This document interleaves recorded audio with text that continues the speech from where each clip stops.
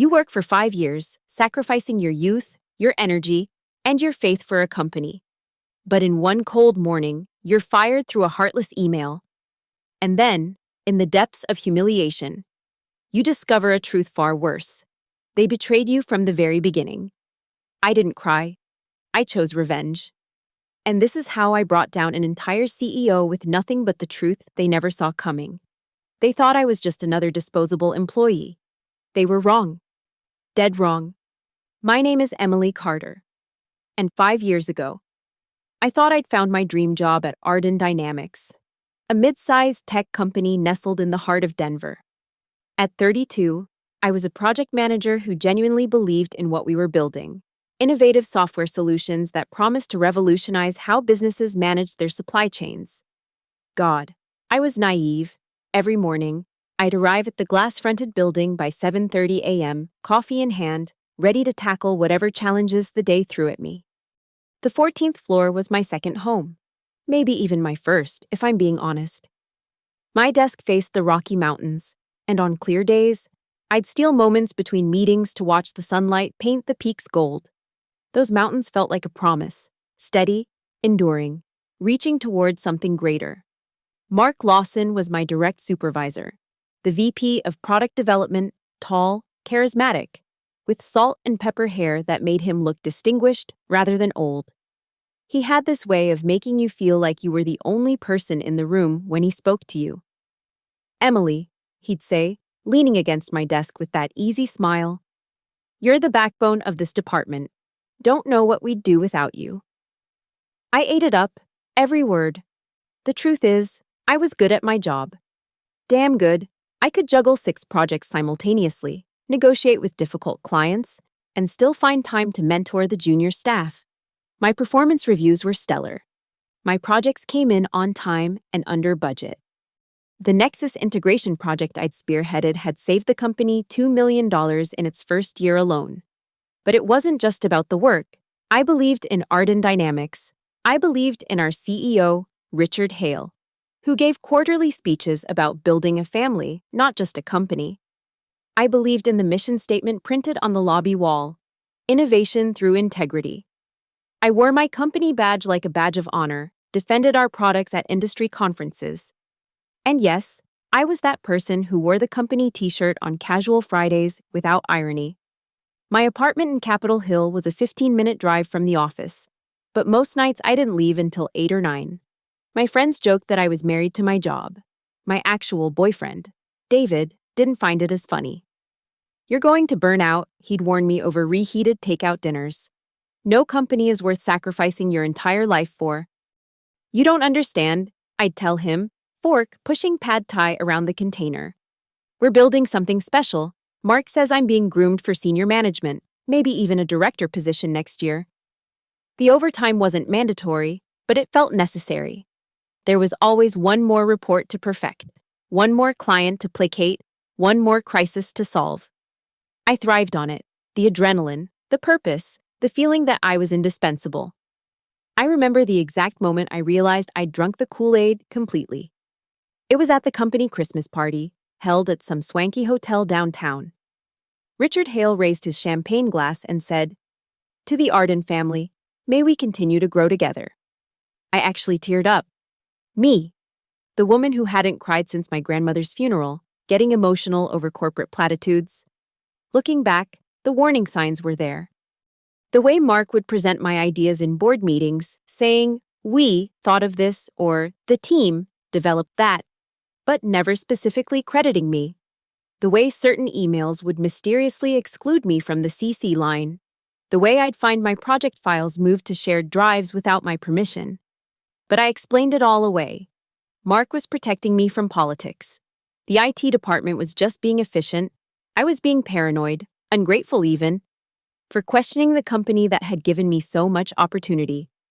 5 years, 60 months, roughly 2,400 hours of my life poured into spreadsheets and PowerPoints and conference calls that started at 6 a.m. to accommodate our Tokyo clients. I'd missed birthdays, skipped vacations, and worked through a bout of pneumonia because the team needed me. The morning of my 5th work anniversary, I brought donuts for the entire floor. Krispy Kreme, still warm, because I'd driven 20 minutes out of my way to get them fresh. I set them in the break room with a little sign. Happy 5 years to me. Thanks for making Arden feel like home, Emily. By noon, half the donuts were gone, and I'd received a handful of congratulations. Mark hadn't stopped by yet, but he was in back-to-back meetings. He'd remember eventually. He always did. I had no idea that in less than 24 hours, I'd be escorted from the building like a criminal, my entire world crumbling around me. But that morning, that last morning of my old life, I stood at my desk looking out at those mountains and thought, this is it. This is where I belong. I was such a fool. The next morning started like any other. I arrived at 7:30 a.m., vanilla latte in hand, ready to tackle the Davidson Industries presentation. But when I badged in, the security guard gave me an odd look. "Morning, Ms. Carter," he said, but his usual smile didn't reach his eyes. The elevator ride to the 14th floor felt longer than usual. When the doors opened, I immediately sensed something was wrong. The usual morning chatter was replaced by hushed whispers. Heads turned as I walked past, then quickly looked away. My stomach began to knot. At my desk, there was a yellow sticky note on my monitor. "Please see me in conference room B immediately. Mark." Conference room B, not his office. My hands went cold. I grabbed my laptop, trying to convince myself this was about the Davidson project. Maybe the client had concerns. Maybe they needed to adjust the timeline. But when I pushed open the frosted glass door, I knew instantly that this was something else entirely. Mark sat at the far end of the table, his face a mask of professional detachment. No easy smile today. Beside him sat Jennifer from HR, a folder placed precisely in front of her, and Brad from security standing by the door like a sentinel. "Emily," Mark said, gesturing to a chair. Not good morning, not thanks for coming. Just my name, dropped like a stone. I sat down, my laptop clutched against my chest like armor. Jennifer cleared her throat. "Emily, we've called you here to inform you that Arden Dynamics is terminating your employment, effective immediately." The words hit me like ice water. I actually laughed, a short, shocked burst of disbelief. "Is this a joke?" "This is not a joke," Jennifer continued, her voice monotone, rehearsed. "The company has decided to restructure the project management department, and your position has been eliminated." "Restructure?" My voice cracked. "I'm the senior project manager. I have 6 active projects. The Davidson presentation is tomorrow. Those projects have been reassigned." Mark interrupted, still not meeting my eyes. He was staring at a spot just over my shoulder, like I was already a ghost.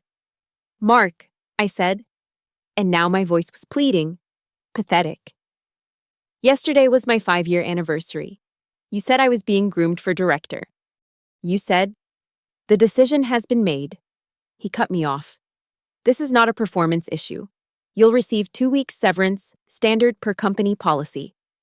2 weeks, 5 years of my life. And they were buying me out for 2 weeks. Jennifer slid the folder across the table. "This is your separation agreement. You'll need to sign here, acknowledging receipt of your final paycheck and agreeing to the confidentiality clause." My hands were shaking as I opened the folder. The legal jargon blurred before my eyes, but certain phrases jumped out. "Agrees not to disparage the company. Waives all rights to legal action. Returns all company property immediately." "I need time to review this," I managed. "I'm afraid that's not possible," Jennifer replied. "You need to sign now, or you forfeit the severance package." Brad shifted by the door, a not-so-subtle reminder that I was already considered a security risk. "This is insane," I said, looking desperately at Mark. "After everything I've done for this company, the Nexus integration, the Morrison account, I saved you millions." "Emily." Mark finally looked at me, and his eyes were cold. Stranger's eyes. "You're no longer aligned with the company's strategic direction. It's time to move on." No longer aligned, like I was a malfunctioning component, not a human being who'd bled for this company. I signed the papers. What choice did I have? My hand moved mechanically across the signature lines while my mind screamed in protest. Brad will escort you to your desk, Jennifer said, already closing the folder. You have 15 minutes to collect your personal belongings. No company files, no client lists, no proprietary information. 15 minutes to pack up 5 years. The walk to my desk was a death march. Every colleague I passed suddenly found their screen fascinating. Sarah from accounting, who I'd helped through her divorce, wouldn't even look up. Tom from development, whose son I'd written a college recommendation letter for, turned his back as I passed. Brad stood over me as I opened my drawers. My personal items looked pathetic in the banker's box he'd provided, a photo of David and me from last Christmas, my emergency cardigan, a drawer full of tea bags, the stupid, world's best project manager mug my sister had given me. The laptop stays, Brad said when I reached for it. My personal files. Nothing from the laptop, company property. I looked at my desk one last time. The mountains beyond the window were shrouded in clouds. The sticky notes with project deadlines still covered my monitor's edge. My coffee from yesterday sat cold and forgotten by the keyboard. As Brad escorted me to the elevator, the entire floor was silent. 40 people I'd worked with, laughed with, problem-solved with, and not one said goodbye. The elevator doors closed on their averted faces. In the lobby, Brad took my badge. The little piece of plastic I'd worn so proudly clattered into his collection box. Your final paycheck will be direct deposited, he said. Don't attempt to contact any clients or employees. And then I was on the sidewalk, holding a pathetic box of belongings, watching the morning traffic pass by like nothing had happened, like my entire world hadn't just imploded. I stood there for maybe 10 minutes, unable to move. Then my phone buzzed. An email from an address I didn't recognize.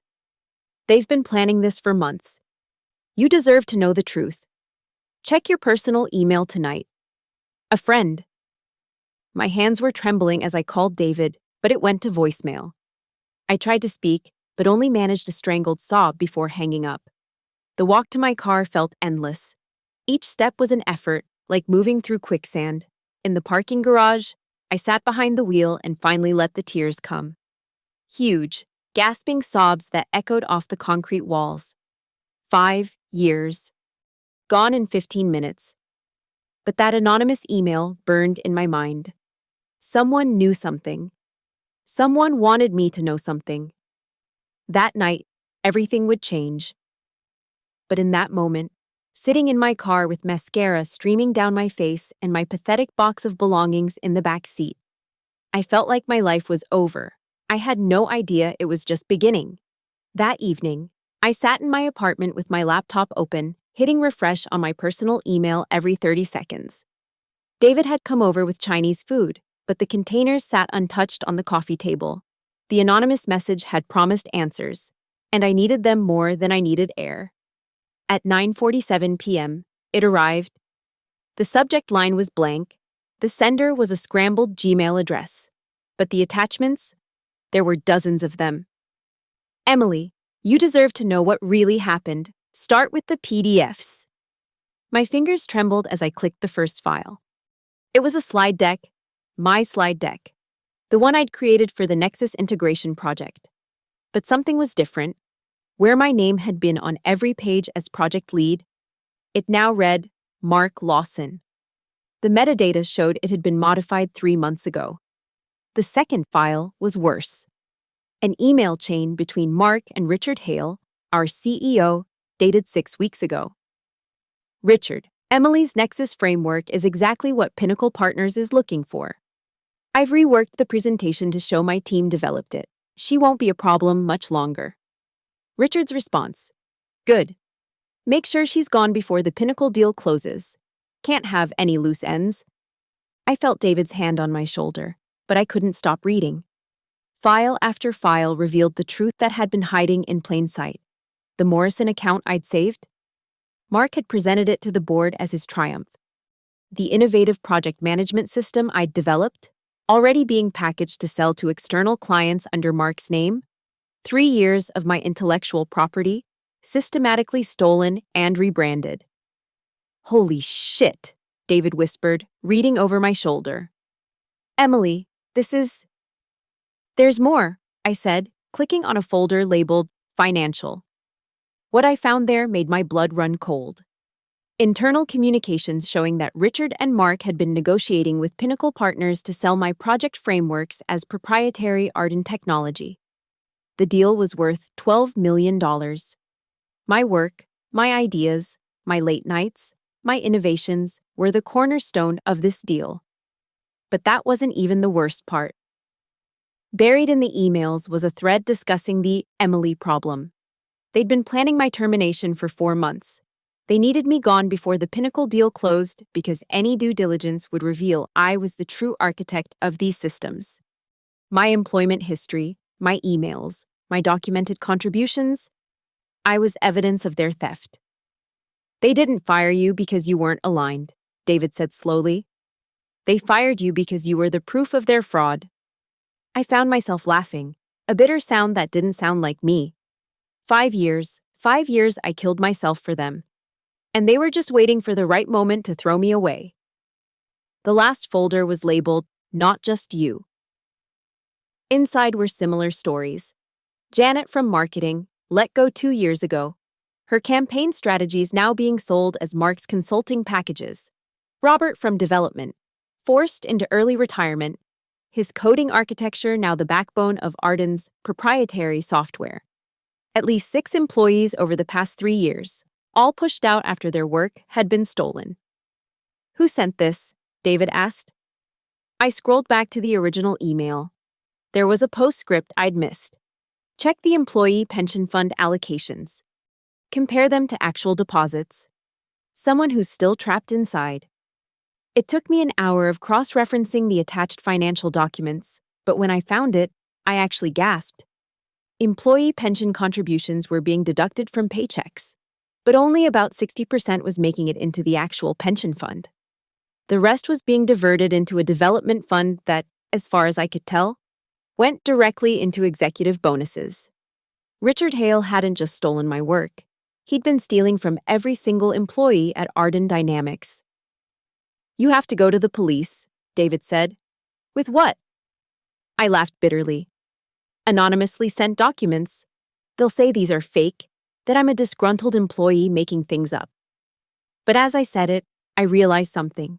They'd made a mistake. In their arrogance, they'd been sloppy. Some of these emails were from Mark's official company account. The financial documents had digital signatures.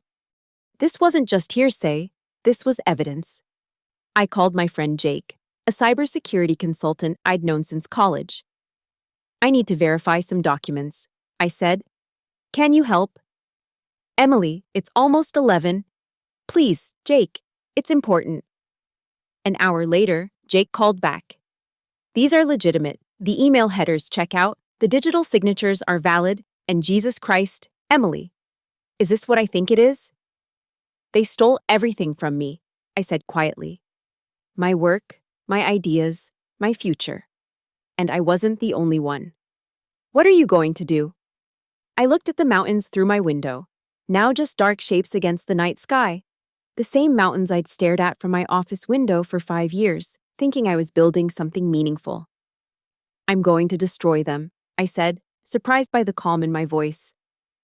I'm going to take everything they built on our backs and burn it to the ground. David squeezed my hand. That's not like you. No. I agreed. The Emily who walked into that building 5 years ago would never do this. But she's gone. They killed her in conference room B. I stayed up until dawn, organizing the documents, creating backups, building a timeline. Every piece of evidence carefully cataloged. Mark thought he was so smart. Editing my name out of presentations. Richard thought he was untouchable, protected by corporate lawyers and NDAs. They forgot one thing. The person they betrayed knew their systems inside and out. I'd built half of them. And now I was going to use that knowledge to destroy everything they'd stolen. For 3 days, I didn't leave my apartment. David brought food I didn't eat. My sister called, but I let it go to voicemail. I sat in my living room, surrounded by printed documents, laptop screens, and legal pads filled with obsessive notes. The evidence sprawled across my coffee table like a crime scene. I wasn't sleeping, I wasn't eating, I was burning. The rage came in waves. Sometimes it was white hot, making me pace my apartment like a caged animal, fantasizing about walking into Richard's office and throwing every stolen document in his smug face. Other times it was ice cold, calculating, turning over every possible way to make them pay. "You need to eat something," David said on day 4, pushing a sandwich toward me. "I'm not hungry." "Emily, you're scaring me." I looked up at him then, really looked at him. His eyes were rimmed with worry, and I realized I probably looked insane. Hair unwashed, same clothes for 2 days, eyes bloodshot from staring at screens. "They stole everything from me," I said, my voice hoarse. "My ideas, my work, my reputation. They're selling my systems for $12 million while I got 2 weeks severance." "I know." "No, you don't know." The words exploded out of me. "You don't know what it's like to pour your soul into something, to believe you're part of something bigger, only to find out you were just being harvested. Like I was just cattle being raised for slaughter." David pulled me into his arms, and suddenly I was sobbing. Not the pretty tears of heartbreak, but ugly, body-shaking sobs that felt like they were ripping me apart from the inside. "I trusted them," I gasped between sobs. "I trusted Mark. I defended him to everyone. When people said he took credit for others' work, I said they were jealous. I was so fucking stupid." "You weren't stupid. You were loyal. They exploited that." That night, I lay awake staring at the ceiling, David asleep beside me. The crying had left me empty, hollowed out.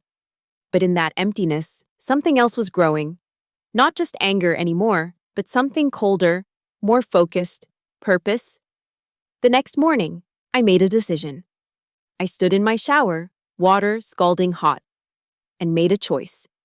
I could let this destroy me, become another casualty of corporate greed, or I could fight back.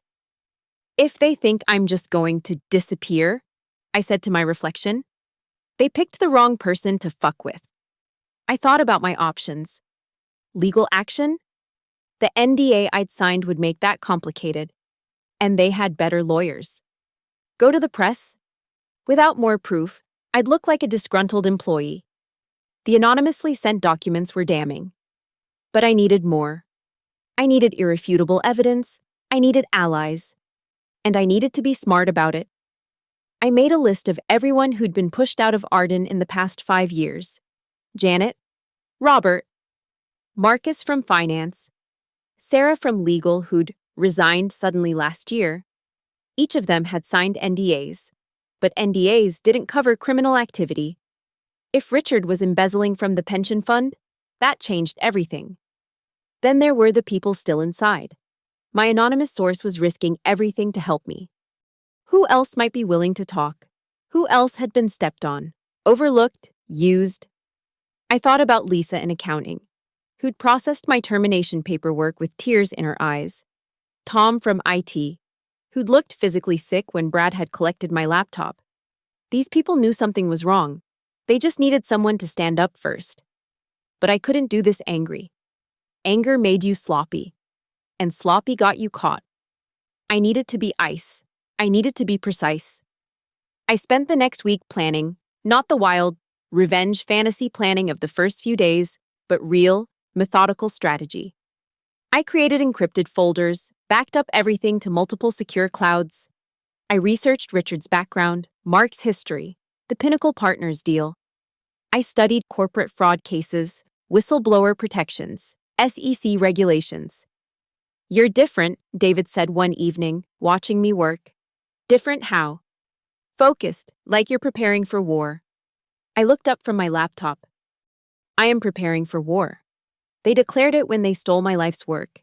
They just didn't expect me to fight back. "This isn't you, Emily. You're not vindictive." "You're right," I said, turning back to my screen. "The Emily you knew wouldn't do this. She believed in fairness, in working hard and being rewarded. She believed that loyalty meant something, that Emily is dead." They killed her when they deleted her name from 5 years of work and threw her out like trash. So who are you now? I thought about it for a long moment. Who was I now? Not the eager young woman who'd walked into Arden 5 years ago. Not the loyal employee who'd sacrificed everything for a company that saw her as disposable. I'm the consequence they didn't see coming, I said finally. I'm the detail they overlooked in their perfect plan. I'm every employee they've ever stepped on. Coming back to collect what's owed? David was quiet for a while. Then, what if you can't win? What if they're too powerful? I pulled up an email on my screen, Richard bragging to Mark about the pension fund scheme, thinking he was untouchable. Then I'll make sure that when I go down, I take them with me. Every lie, every theft, every betrayal. It's all going to come out. That sounds like mutually assured destruction. Maybe, I admitted. But they've already destroyed me. The only question now is whether they get to walk away from the wreckage untouched. I closed my laptop and looked at David. I understand if this is too much. If you want to walk away. I'm not going anywhere, he said firmly. I don't want to lose you to this. Don't let them take your soul too. But as I lay in bed that night, I wondered if it was already too late for that. The Emily who believed in justice and fairness was gone. What was left was someone harder, someone who understood that in the corporate world, you were either predator or prey. And I was done being prey.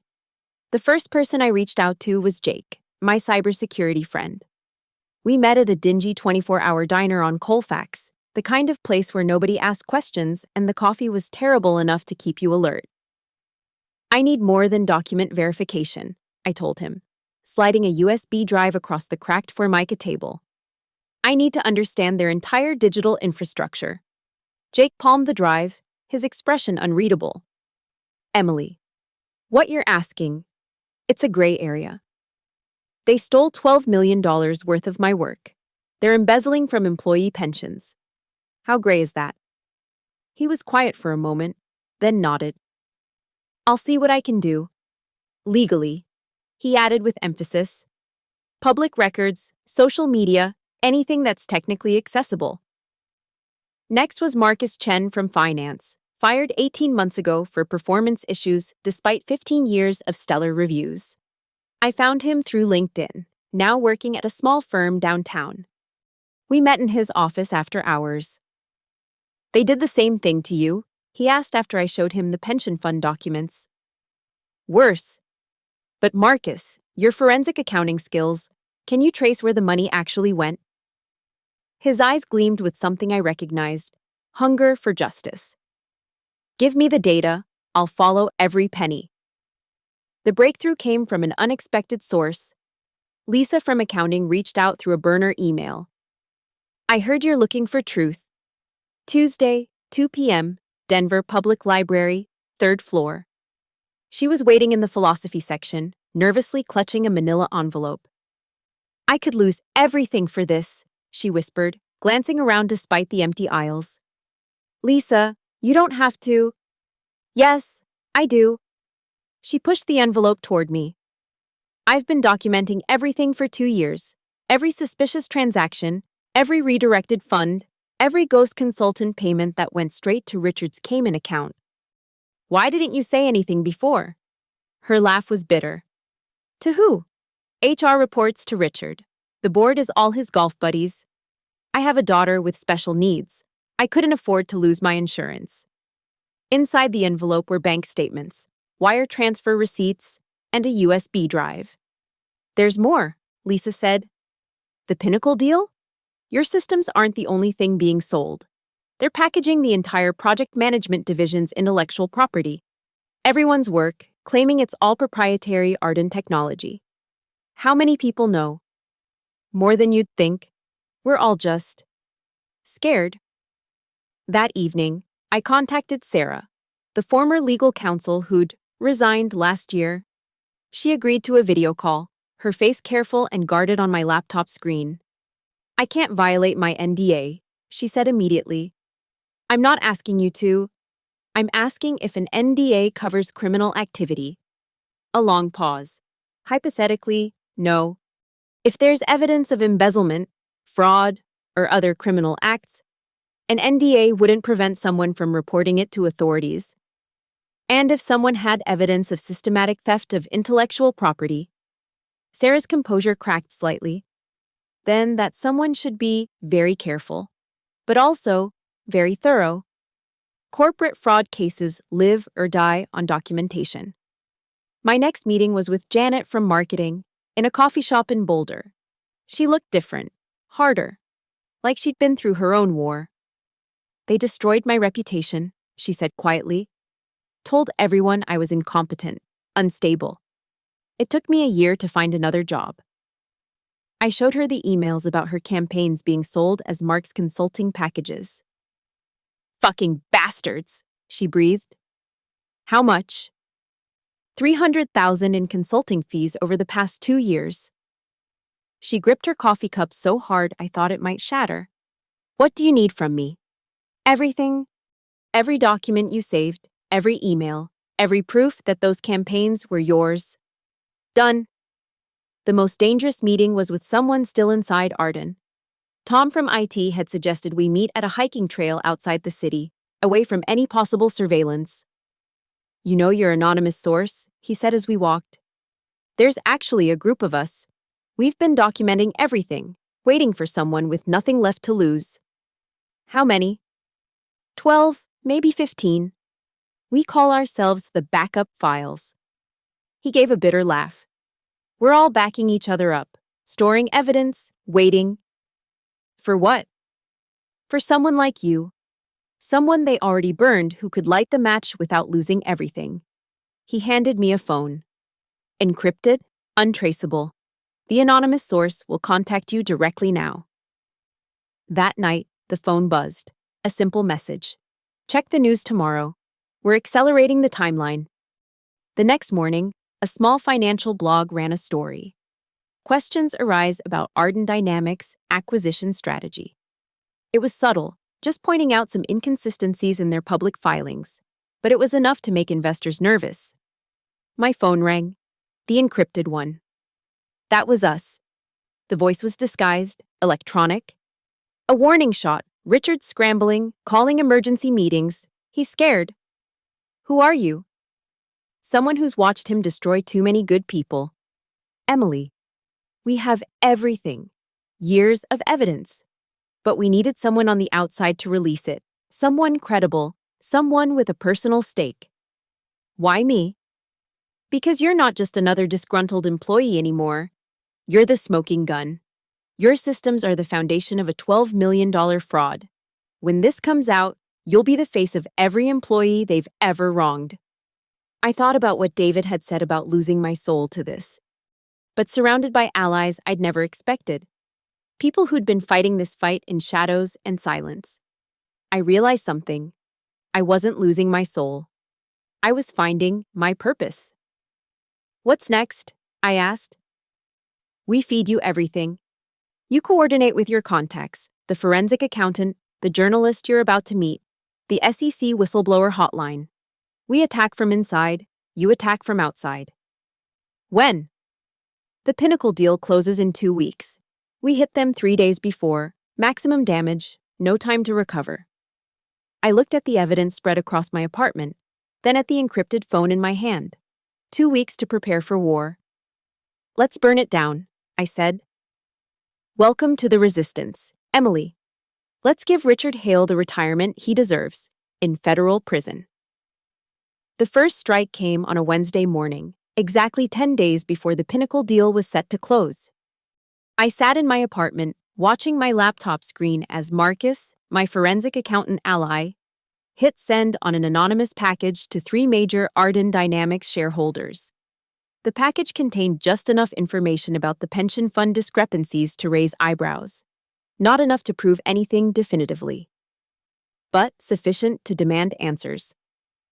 Within 2 hours, my encrypted phone buzzed with updates from inside Arden. Emergency board meeting called, Richard's in full damage control mode. By noon, the first shareholder had contacted the company's investor relations department, demanding an audit of the pension fund. By 3 p.m., 2 more had joined them. "That's just the appetizer," Marcus said over our encrypted call. "Wait until they see tomorrow's main course." Thursday brought the second wave. Janet had connected me with a financial journalist at the Denver Business Chronicle, Amanda Rodriguez, who'd been investigating corporate fraud for 15 years. We met in her office, where I laid out everything: the stolen intellectual property, the falsified credits, the pension embezzlement. "This is explosive," Amanda said, reviewing the documents. "But I need corroboration from current employees." "You'll have it," I promised. 3 current employees are willing to speak off the record. That afternoon, Tom from IT made his move. During routine server maintenance, he accidentally restored 3 years of deleted emails to the main server. Emails that Richard and Mark thought had been permanently destroyed. Emails discussing the theft of employee innovations, the pension scheme, and most damningly, their plan to frame me for project failures if I ever became a problem. The panic inside Arden was palpable. My inside source sent me a photo from the executive floor, boxes of documents being wheeled toward the shredding room. "Too late," they messaged. "We've already backed up everything." Friday was when we turned up the heat. Lisa from accounting sent an anonymous tip to the SEC's whistleblower hotline, complete with documented evidence of securities fraud related to the misrepresentation of assets in the Pinnacle acquisition. Under whistleblower protections, she stood to receive a percentage of any penalties collected, enough to ensure her daughter's care for years.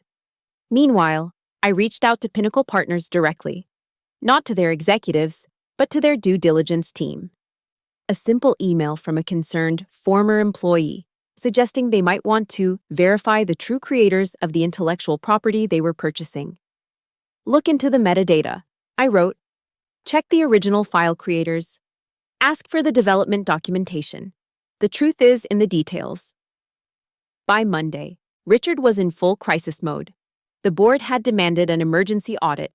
Pinnacle had paused the acquisition pending additional review. And Amanda Rodriguez's article was set to publish in 48 hours. That's when they made their fatal mistake. Mark Lawson called me directly, his number showing up on my personal phone at 9 p.m. Monday night. "Emily." His voice was strained, missing its usual smooth confidence. "We need to talk." "I have nothing to say to you." "Mark." "I think you do. I think you've been very busy lately. Very busy causing problems for people who could make your life extremely difficult." I hit record on my phone. "Is that a threat?" "It's a reality check. You signed an NDA. You're in violation?" "An NDA doesn't cover criminal activity. Mark, you should know that, considering how many you've made people sign." A pause. "What do you want?" "Excuse me?" "Money? Your job back? A recommendation? Name your price." "You think you can buy your way out of this?" "Everything has a price, Emily. Even revenge." "What's yours?" I laughed. Actually laughed. "You really don't get it, do you? This isn't about money. It's about justice. It's about every employee you and Richard stepped on, used up, and threw away. You're making a mistake. We have lawyers. And I have the truth. Every document, every email, every piece of evidence showing that you and Richard built your empire on the backs of employees you betrayed. The SEC is already investigating. The board knows about the pension fund. Pinnacle knows the IP is stolen." His voice turned desperate. "Emily, please. We can work something out. Richard doesn't know I'm calling. I could testify that he was behind everything, that I was just following orders." Already turning on each other? That didn't take long. 50,000, cash, untraceable. "Goodbye, Mark." 100,000. I hung up and immediately sent the recording to Amanda Rodriguez and Sarah, my legal contact. Attempting to bribe a witness in a federal investigation, Mark had just added another crime to his list. Tuesday morning brought beautiful chaos. My source inside sent a steady stream of updates. FBI just walked in with boxes. They're seizing computers from the executive floor. Richard's assistant is crying at her desk. Mark just threw Richard under the bus in front of everyone, saying he was just following orders. Security is escorting someone out. Wait, it's Richard. I stood at my window, looking toward downtown where the Arden Dynamics building stood. Somewhere on the 14th floor, my former colleagues were watching their leaders fall apart. The kingdom built on stolen dreams was crumbling. That afternoon, Amanda Rodriguez's article went live. Exclusive. Whistleblowers expose massive fraud at Denver tech firm.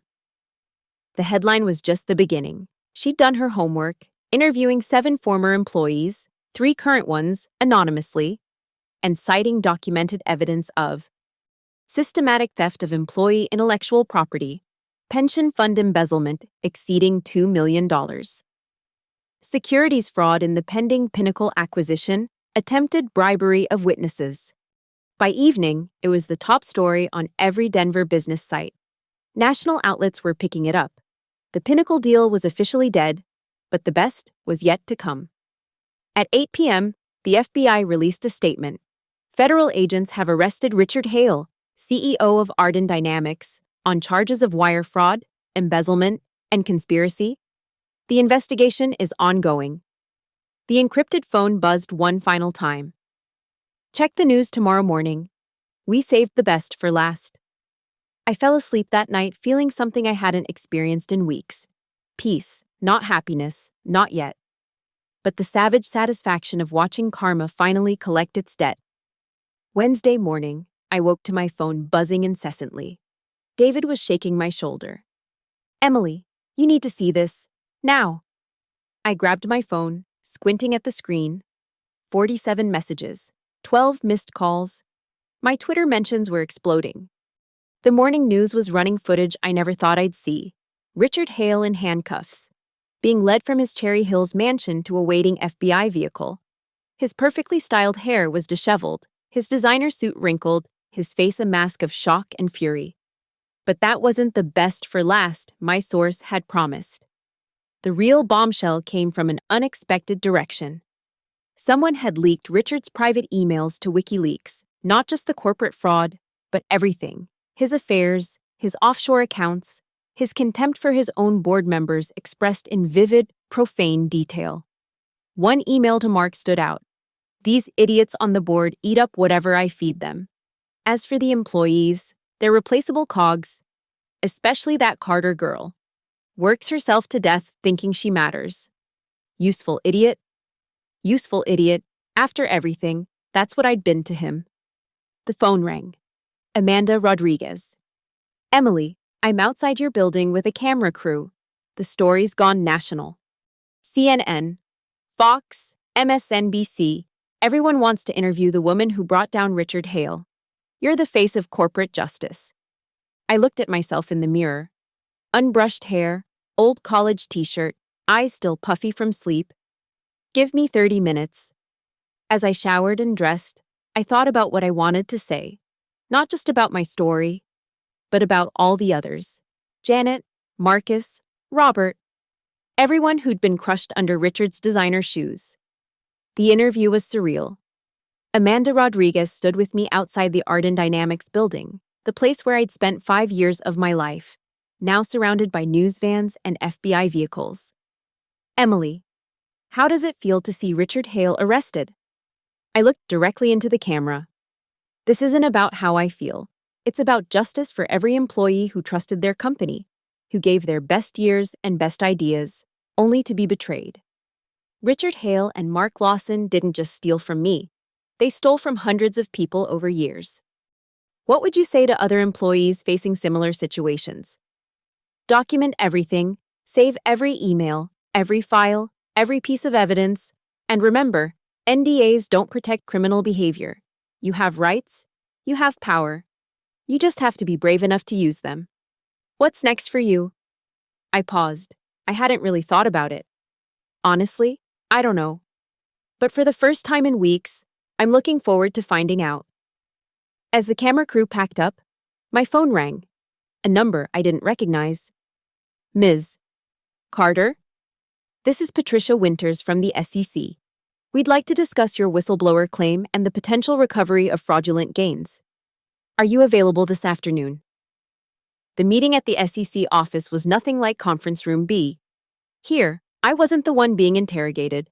I was the star witness, the one with the evidence that would put Richard away and potentially recover millions for defrauded employees and investors. Based on your documentation and testimony, Patricia explained, you could be eligible for 10 to 30% of the recovered funds under our whistleblower program. How much are we talking about? With the pension fraud, the IP theft, and the securities violations, conservative estimate, you're looking at a recovery of 15 to 20 million. Your share would be $1.5 to $6 million. I sat back, stunned. From 2 weeks severance to potentially millions. The irony was staggering. That evening, the news coverage intensified. Richard's arrest was the lead story on every business channel. Legal experts dissected the charges. Former employees came forward with their own stories. The hashtag #Arden fraud was trending. But the moment that broke me came from an unexpected source. Tom from IT forwarded me an internal email from that day. All staff, effective immediately. Arden Dynamics is under new leadership. The board has appointed an emergency CEO while we cooperate fully with federal investigators. We want to assure all employees that your jobs are safe, your pensions are being audited and restored, and we are committed to rebuilding this company with integrity and transparency. Below that, another message. To Emily Carter. The employees of Arden Dynamics want you to know, you're our hero. Thank you for being brave enough to fight for all of us. Signed, the backup files and 147 current employees. I broke down crying. Not the angry tears of betrayal or the bitter tears of loss, but something else. Relief. Validation. Victory. Mark Lawson was arrested that evening at the airport, attempting to flee to Costa Rica. The footage of him being dragged from the departure gate in handcuffs was even more satisfying than Richard's arrest. His final attempt at escape failed. My encrypted phone buzzed one last time. The disguised voice was different now, lighter. We did it, Emily. Years of planning, waiting for the right moment, the right person. You were the catalyst we needed. Who are you? I asked one more time. A pause. Let's just say I'm someone Richard stepped on one too many times. Someone who's been playing the long game. My identity doesn't matter. What matters is that we won. What happens to you now? To all of you still inside? We're finally free to rebuild, to create the company Arden pretended to be. And Emily? There's a standing offer for you to come back. Not to your old position, to whatever position you want. Name your terms. I thought about it for exactly 3 seconds. No. But thank you. I need to build something of my own now. Something where I'm not just an employee, but an owner. I understand. Good luck, Emily Carter. You've earned everything that's coming to you. That night, David opened a bottle of champagne we'd been saving for a special occasion. So what now? He asked as we clinked glasses. Now? I looked out at the mountains, the same ones I'd stared at from my office window. They looked different now, not like distant promises, but like conquered peaks. Now I take everything I learned, everything they tried to steal, and I build something better. My own company, my own terms. And Richard? Mark? They're facing 20 years in federal prison. Their reputations are destroyed. Their wealth will be clawed back. They've lost everything. Do you feel bad for them? I thought about it, really considered it. Did I feel bad for the men who'd stolen years of work, who'd built wealth on the crushed dreams of their employees? No, I said simply. They made their choices. Now they're living with the consequences. As we sat there, my phone lit up with messages. Job offers, consulting requests, interview invitations. The woman who'd been escorted out like a criminal was now the most sought-after voice in corporate ethics. But I ignored them all. Tomorrow, I'd start planning my future. Tonight, I just wanted to savor this moment. The moment when David slayed Goliath. When truth defeated power. When Emily Carter stopped being a victim and became a victor. 6 months later, I stood outside the federal courthouse in downtown Denver, watching the media circus from across the street. Richard Hale and Mark Lawson were both inside, hearing their sentences. The trial had been swift and decisive. With the mountain of evidence we'd provided, their high-priced lawyers could only negotiate plea deals. Richard got 12 years for embezzlement, wire fraud, and conspiracy. Mark got 8 years, reduced slightly for his pathetic attempt to cooperate, though his airport stunt hadn't helped his case. I didn't need to be inside to witness it. The image of Richard being led away in handcuffs was already burned into my memory, playing whenever I needed a reminder that justice, though slow, eventually arrives. 20 million recovered. Patricia from the SEC had called to tell me that morning. Your share comes to 4.2 million after taxes. The check will be processed within 60 days. 4.2 million. More money than I'd ever dreamed of. But it wasn't about the money anymore. It never really was. I turned away from the courthouse and walked toward my new office, a small but bright space in Lodo, where Carter Consulting was just getting started. 3 employees so far. All former Arden casualties who'd reached out after the story broke. We were building something different, a company where transparency wasn't a buzzword but a practice, where intellectual property was sacred, where employees were partners, not pawns. Janet was my VP of marketing. Marcus ran our financial compliance, ironic, considering why we'd both been fired. Even Lisa had joined us, finally free from Arden. Her daughter's medical care secured by her own whistleblower settlement. The anonymous source had never revealed themselves, though I had my suspicions. The new CEO of Arden, a woman named Patricia Chen, who'd been buried in middle management for 10 years, had sent me a congratulations card when I opened my firm. Inside, written in familiar handwriting. The best revenge is a life well lived. A friend. David proposed to me that evening, right in my new office as the sun set behind the mountains. The same mountains I'd stared at for 5 years from my Arden prison, now viewed from my own space, on my own terms. You're different now, he said after I said yes. Stronger, harder, but also free. He was right. The Emily who'd walked into Arden Dynamics 5 years ago was gone. She'd been naive, trusting, believing that hard work and loyalty would be rewarded. That Emily had died in conference room B, destroyed by the people she'd trusted most. But from her ashes, someone new had risen. Someone who understood that in the corporate world, you couldn't just be good at your job. You had to protect yourself, document everything, and never, ever trust blindly. Someone who knew that sometimes the only way to get justice is to take it for yourself. A week later, I received a letter from federal prison, Richard's handwriting, still pretentiously perfect even from behind bars. Emily, you think you've won, but you've only revealed yourself as the vindictive, small person you always were.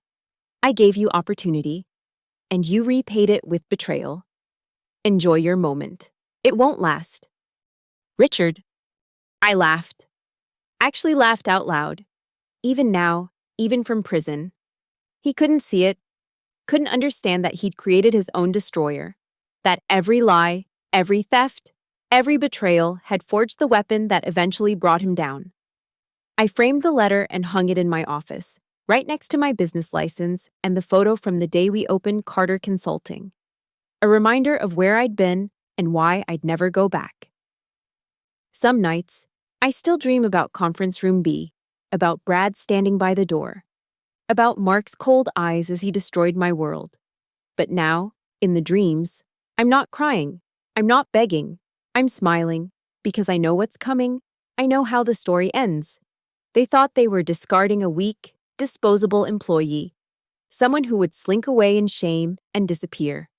They never imagined I'd be the one to destroy their empire, to send them to federal prison, to turn their own weapons against them. The truth is, they were right about one thing. I was no longer aligned with the company's strategic direction. Because while they were focused on stealing and scheming, I was focused on something they never understood: consequences. I stood at my office window, looking out at the Denver skyline. Somewhere in this city were dozens of employees trapped in their own versions of Arden Dynamics, being used, undervalued, discarded. Maybe my story would inspire them.